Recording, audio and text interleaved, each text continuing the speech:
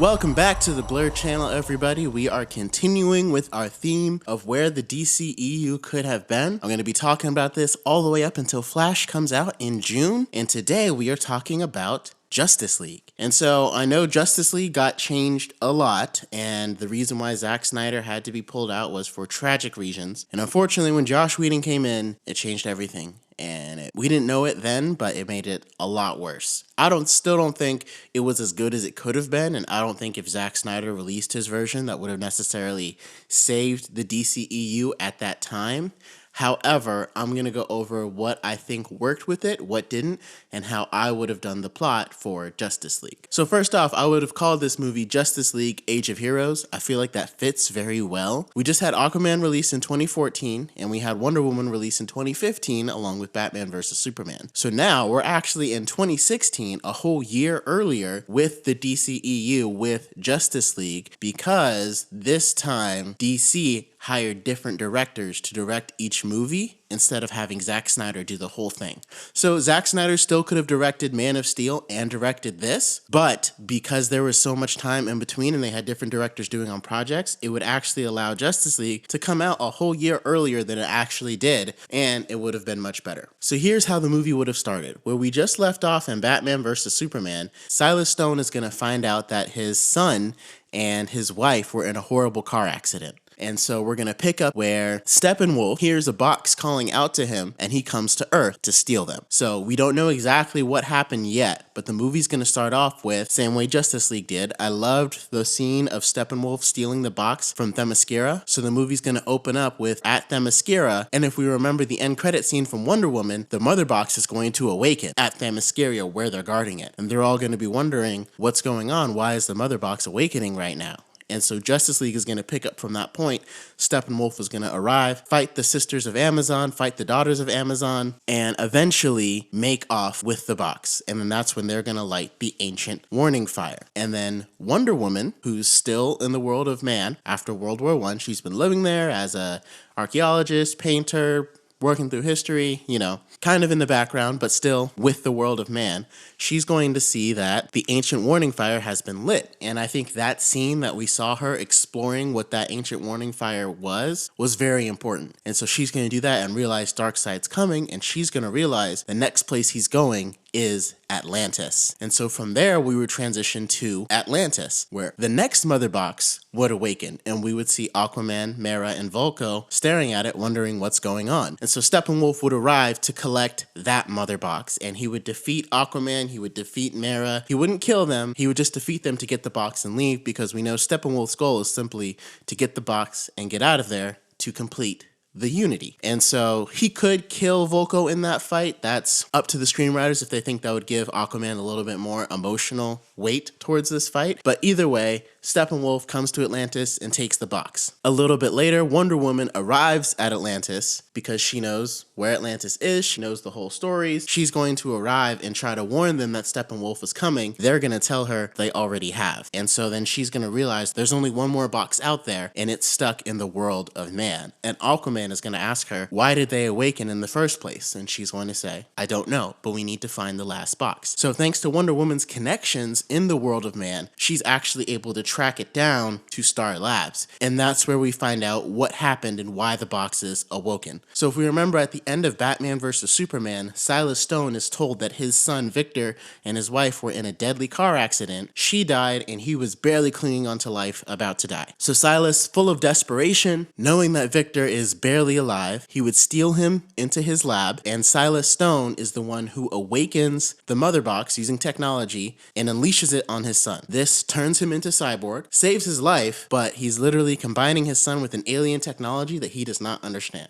And to me, this is the best reason as to why the other mother boxes would have awoken, and Steppenwolf doesn't have to interrogate different people to find them. Basically, they've been dormant for years, but when Silas Stone awakens it to save his son, it awakens the other one, and that calls out to Steppenwolf. And so Steppenwolf comes to Earth to fulfill it for Darkseid's legacy. So to me, that is the simplest and the easiest way to explain why the mother boxes awaken. I didn't really get the Superman's death thing because Superman was only Superman for a short period of time at this point in the DCEU. So anyway, to me, the best explanation is Silas Stone awakens the box using technology to try and save his son, and he does. But now Victor believes that he's a monster, and we would see all the scenes of Victor playing in college. We would see all the scenes of Victor being a Metropolis high school star. We would see all the scenes of Victor being a Gotham college star quarterback. We would see him looking in the stands to see his mother there, but not seeing his father. And that whole emotional conversation that they had, that was all very important. And for Josh Whedon to take that out, I don't understand why he did that. Love what he did on Avengers, but that was a poor decision, because this movie is essentially going to be a cyborg origin story. So anyway, that's why Steppenwolf is attacking now, because the mother box was awakened by Silas Stone to save his son. And so Steppenwolf is still ahead of Aquaman and Wonder Woman. So Steppenwolf, again, because the box is awoken, it's going to be easy for him to find the one at the world of man. Now, if you remember, Batman versus Superman, they're not expecting Steppenwolf to come. They don't know that he's here. So Steppenwolf comes and easily gets the box. The only person around is maybe Martian Manhunter and Flash. They can't defeat him. Neither can Batman. And Steppenwolf escapes with the box, goes to this toxic area in Russia, just like in the movie, to set up his fortress. And so now Wonder Woman and Aquaman would arrive and meet Flash and Martian Manhunter and Silas Stone. And they could just meet Silas Stone and he could bring the other ones together, because Silas Stone has met all of the heroes. But then they're going to realize Steppenwolf is here to finish Darkseid's mission that he did 5,000 years ago. And so they're going to call Batman in as well. And Wonder Woman is going to explain what happened with the boxes during the first time that they were brought to Earth. And we would see that whole fight scene. I thought that fight scene was great. I think they should have used Poseidon in that fight, maybe used Hades in that fight as well, as part of the old gods that resisted Darkseid, because that was before Ares had killed them. Because I also think that during that battle, at the end of it, we could have just seen Poseidon giving the trident of Poseidon to Atlan.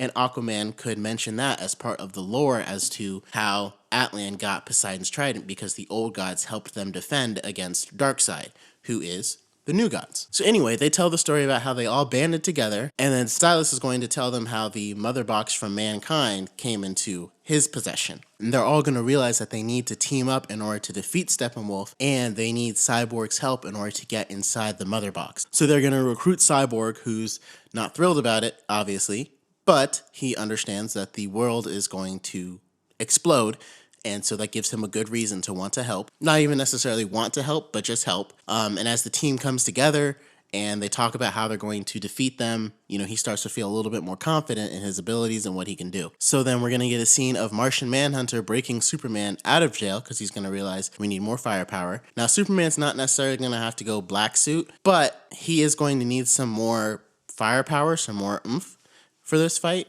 because he's been in a Red Sun jail cell for so long, he doesn't have his Kryptonian strength. So when he goes to the Fortress of Solitude, there's a special suit there that's probably going to look pretty similar, just to help him absorb the sun's rays a little bit faster. So the rest of the team is going to attack and eventually defeat Steppenwolf. We'll still get the scene where Victor is plugged into the Unity and Barry has to push him in with the charge. And so once Victor gets inside the Unity, he's going to be tempted by the three mother boxes themselves, but then he's going to tell them, I'm not alone, I'm not broken, that powerful scene, and he's going to split them apart. Superman's going to help him break them. The portal's going to open up. Wonder Woman is going to chop off Steppenwolf's head with help from Superman and Aquaman.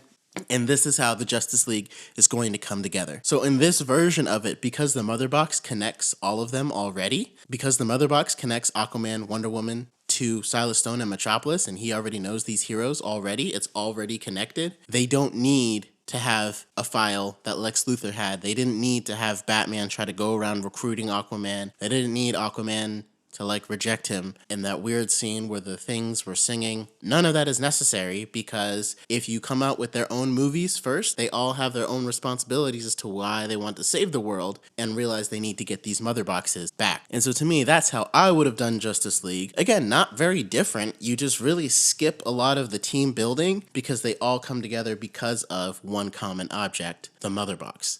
So there's no need for all of that trying to build them. And Steppenwolf doesn't really have to try and track down the mother boxes as much, because if we know that it awakened because of Victor Stone awakening it, he can pick up on that energy signal and find it. And the reason why he can do that, the technology came from them. It didn't come from the humans. It came from Darkseid and Steppenwolf. So he can track them when they're awoke. So anyway, that's how I would have done Justice League. Leave your comments down below. I know I haven't talked a lot about casting for these movies, because for most of phase 1, a lot of the casting is kind of the same as what the DCEU already did. So what I'm going to do is, once I finish, there's going to be one more movie that's going to come out in phase 1. So I'm going to do another video podcast on that. And then I'm going to talk about the phase 1 castings, how I would have done them for each movie and each project. And then once I get into the phase 2 slate of movies of where the DCEU could have been, on each movie, I'm going to talk about who I would cast into new roles, new characters that will be introduced, and things like that. So again, thank you guys for rocking with me. This is the Blurred channel. We're counting down until Flash comes out in June